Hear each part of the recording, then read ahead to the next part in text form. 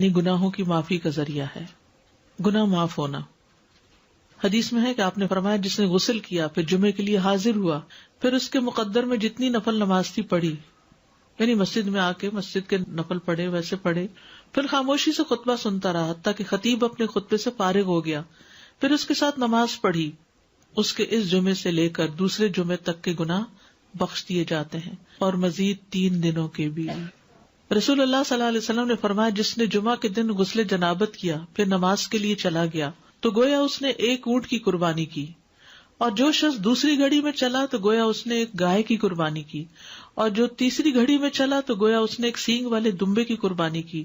اور جو چوتھی گھڑی میں چلا تو گویا اس نے 1 مرغی کی قربانی کی، جو 5ویں گھڑی میں چلا تو گویا اس نے 1 انڈا اللہ کی راہ میں دیا۔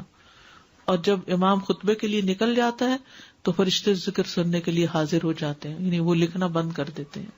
یہ ایکسٹرا ریوارڈ ہے نماز وغیرہ کے علاوہ، صرف جلدی جانے کا ریوارڈ ہے یہ، فرشتوں کا حاضری لگانا، کیونکہ فرشتے یہ حاضری لگاتے رہتے ہیں۔ جب امام خطبے کے لیے نکل جاتا ہے تو وہ اپنے دفتر لپیٹ دیتے ہیں اور ذکر کو یعنی خطبے کو غور سے سننے لگتے ہیں۔ جمعے کے لیے جانے والے قدموں کے لیے خوشخبری۔ عبایہ بن رفاعہ کہتے ہیں کہ میں جمعہ کے لیے جا رہا تھا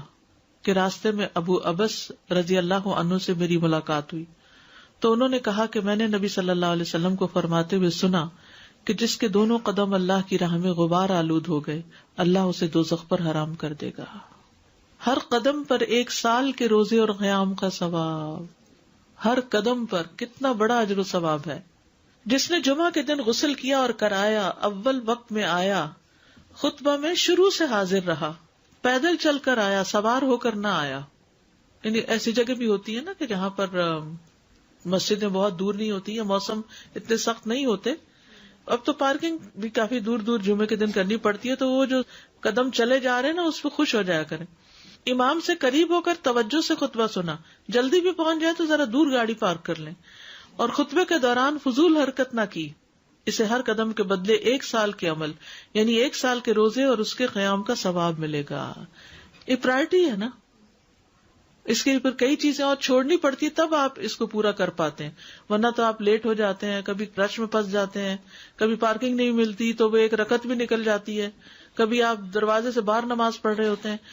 یعنی کہ اجر کمانا ہے تو پھر وقت پر آنا ہے۔ جمعہ کے دن 5 کام کرنے والے کے لیے خوشخبری۔ جو آدمی ایک دن میں 5 امور پر عمل کرے گا اللہ اسے جنت والوں میں لکھ دے گا، اور وہ کیا ہے؟ مریض کی تیمارداری کرنا، جنازے میں شریک ہونا، دن کا روزہ رکھنا، جمعہ کے دن نماز کے لیے نکلنا، اور غلام آزاد کرنا۔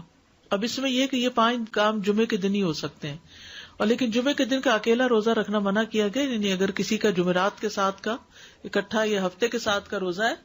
کوئی قضا رکھ رہا ہے یا ویسے ہی کوئی کفارے وغیرہ کے بھی رکھ رہا ہے، اچھا اس دن صدقہ خیرات کرنا بھی عام دنوں کے مقابلے میں زیادہ اجر و ثواب کا باعث ہے، تو انسان جمعے کے دن کی نا کچھ اس طرح کی پلاننگ کرے کہ اس دن خاص صدقہ بھی کرے اور نہائے دھوئے بھی اور ساری زیب و زینت اور پھر تیار ہو اور گھر بھی صاف ستھرا کرے۔